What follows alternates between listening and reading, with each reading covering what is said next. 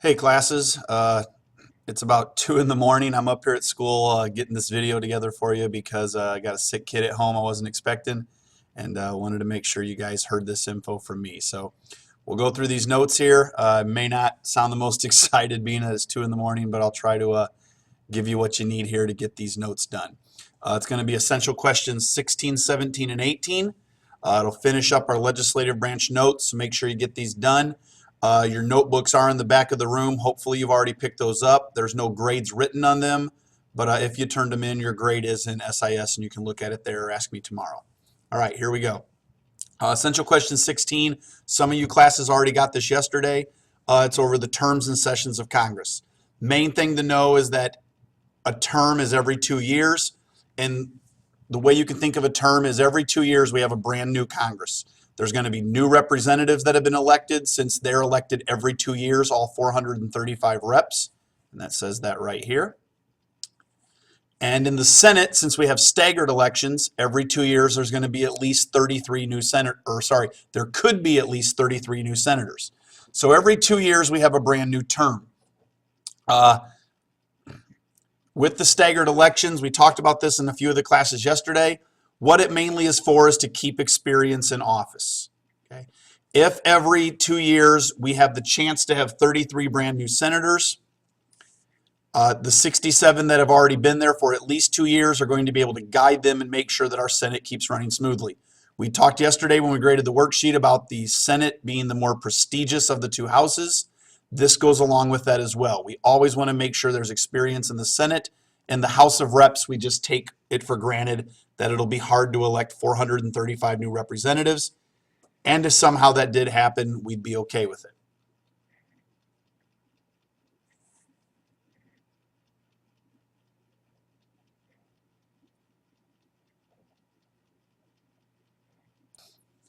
Going down to the second half here of the notes. Now we get into the sessions of Congress.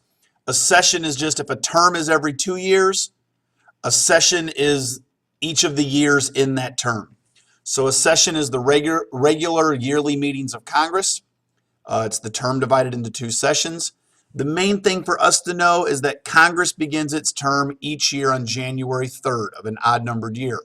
Right now it's 2014. The next January 3rd would be 2015. So Congress will begin its term then. Its session will also begin on that day. Real quick here, I'm going to put this on pause and change the notes real fast. All right, what I just changed there was some of the math. You can see there that the 113th Congress is our Congress right now. Starting on January 3rd of 2015, we'll begin the 114th Congress. Like I said, each each term is considered a brand new Congress because we have new representatives and senators there.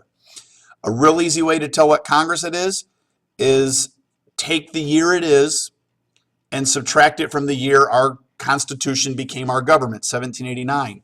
You can see down here that at the beginning here of 2015 minus 1789 is 226 years that our Congress has been the legislative branch of our government. You divide that by 2 for the 2 years in every term, and you can see that the 113th Congress is just ending and the 114th Congress would just be beginning. So we're on our 114th different batch of representatives and senators. That's essential question 16, which over there on the board says just understand the terms and sessions of Congress. We went over this one a little bit yesterday, so we're going to move on quickly from it to the next essential question. And that next essential question is essential question number 17, which is what are the powers and limits of Congress? Give you about 15 seconds here to write down that essential question.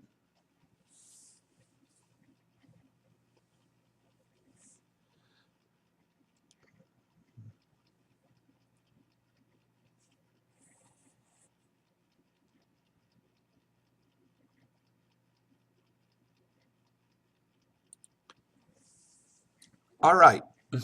The powers and limits of Congress, first off, make sure you realize that the major power of Congress, we've said this multiple times, is to make laws. And our next essential question we're going to look at here in just a bit is how does Congress make laws? How does a bill become a law? Before we get there, though, we're going to look at some of the specific powers that Congress has and the limits they also have on them. Remember when we went over federalism, we talked about delegated powers. Delegated powers are powers that are specifically written in the Constitution, powers that are given to the national government by the Constitution. Examples of these we've had before: to print money, declare war, and regulate trade between the states and other nations. Sorry for my Porky Pig talk there. It's 2 in the morning. So we understand delegated powers, hopefully. Based on our Kahoot quizzes last week and our test scores, I think we understand delegated powers. Hopefully you still do. Remember, they're powers given in the Constitution. But we said anything not in the Constitution was a reserved power left for the states. But there were certain things our founding fathers were sure that they had forgotten to put in the Constitution that the national government should still be able to do. And these powers are called the implied powers. The word implied, you probably know what it means. If I imply something to you, I don't just come out and say it, but you know that that's what I mean. And so we said delegated powers were specifically given in the Constitution. The implied powers are not, but we just know that they should be. There's a clause in the Constitution called the Elastic Clause. It's written right there. And what the Elastic Clause says is this right here. It says that there are powers that are considered to be necessary and proper, and that Congress should carry them out. They're not specifically given in the Constitution, but the Elastic Clause says they're necessary, we have to have them done, and it's proper. It just makes sense that Congress should do them. Okay? The reason this is called the Elastic Clause is because elastic stretches. And this clause lets our Constitution stretch its power to add more powers to the national government. Like we said, they're not written in there, so they could be reserved powers given to the states. But when you look at some of these examples, you'll realize there's no way the state governments should do these. They have to be done by the national government. And the Elastic Clause lets us stretch the Constitution to add them in. You can think of like a pair of sweatpants, how they have an elastic waistband, and you can stretch yourself into them so that if you start to add a little bit of pounds, you can stretch them around you to get more of you in there. Some of the examples of the implied powers are dealing with citizenship. Congress sets the specifics on how we're going to have citizens. When we went over citizenship way at the start of the year, and we said that to become a citizen, you had to get a green card, and you had to be interviewed and pass a background check and take the test on English and government and history, and then you had to take the oath of allegiance. All of those steps are decided by Congress. It doesn't say anywhere in the Constitution that that's something Congress should do, but it just makes sense to let the national government decide that instead of the states. If we let the states decide, you might have some states that wanted immigrants to come there who made it really easy to become a citizen. You might have states that were very much against immigration who made it very hard to become a citizen. That wouldn't be fair to have different states with different powers to become a U.S. citizen, not a state citizen. So what we did is we said this is a power that the national government should have. We're going to let the Elastic Clause stretch this power to the national governments. Another example there is military academies. It says in the Constitution that our national government gets to create an army and a navy. That's a delegated power. But how are we going to train these soldiers? How are we going to make them so that our army works well together when we have soldiers from all 50 states? Well, according to the Constitution, since it's not in there, it should be the state government's job to train our soldiers. But that just doesn't make any sense. We need national military academies to train them. And so the Elastic Clause allows our government to create military academies where we can train our Army, our Navy, and our Air Force to make sure that they're ready for battle. Those are the implied powers. It's from the Elastic Clause, and it just says that any power that we just know the national government should have, we can stretch the Constitution to allow that. At the very bottom of this slide, it talks about the limits on Congress. There are certain things written in the Constitution that it says Congress can never do. One of those you can see right here is our Congress can never get rid of your right to habeas corpus. We had talked about habeas corpus back during our British history study, and we had said that was when you got your day in court. Everybody got their day in court. And our Congress is never allowed to write a bill that would take away your day in court. We made sure this was put in the Constitution so that no leader could ever take advantage of our due process like the King of England did. Another thing is passing bills of attainder. A bill of attainder is just a bill that says if you commit a crime, there's an automatic punishment for it.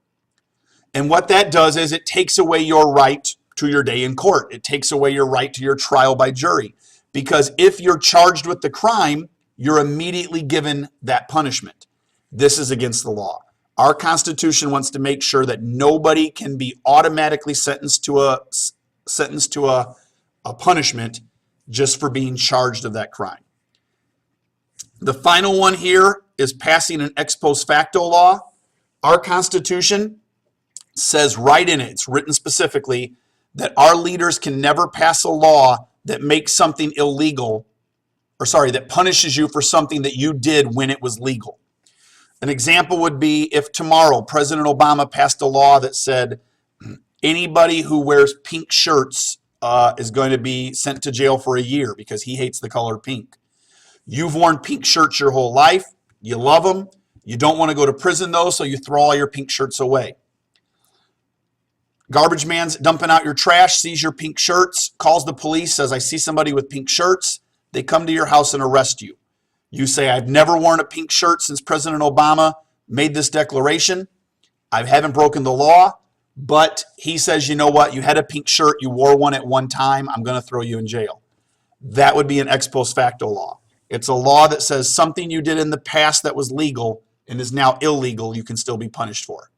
These three down here really don't make a lot of sense. We look at them and say, well, how would you lose your day in court? How would you be punished for something automatically? How would you be punished for something that you did and it was okay at the time? The reason these seem so weird is because our Constitution has never allowed them. It's something we don't allow because these were things we had to live with under the British government. So those limits on Congress, they're sometimes called the prohibited powers, are very important to our government.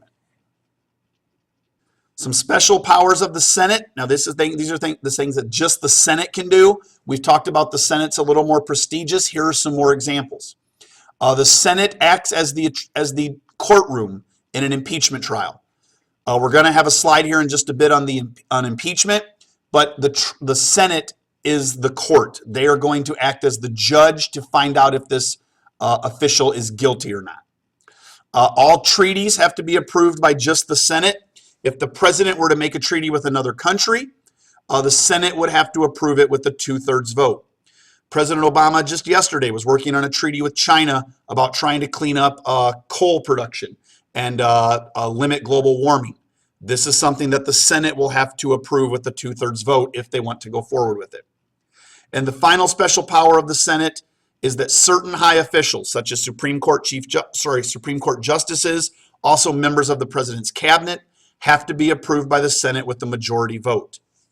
If you'll remember, these are all examples of checks and balances. We had these all back in the last unit as ways that the legislative branch could check the power of the president or the judicial branch. So these are checks and balances. They're special powers of the Senate that only they do. Over here is a picture of one of our Supreme Court justices now, Sonia Sotomayor, being questioned by a Senate confirmation hearing to make sure she was a good representative for the Supreme Court. And hurrying up here because I've only got about 50 seconds left, here is the impeachment process. If you can't get all of this down, these notes will be put on Google Classroom. And you know what? Actually, I'll just talk here about them because I'm going to have to make a second video about the next essential question anyway.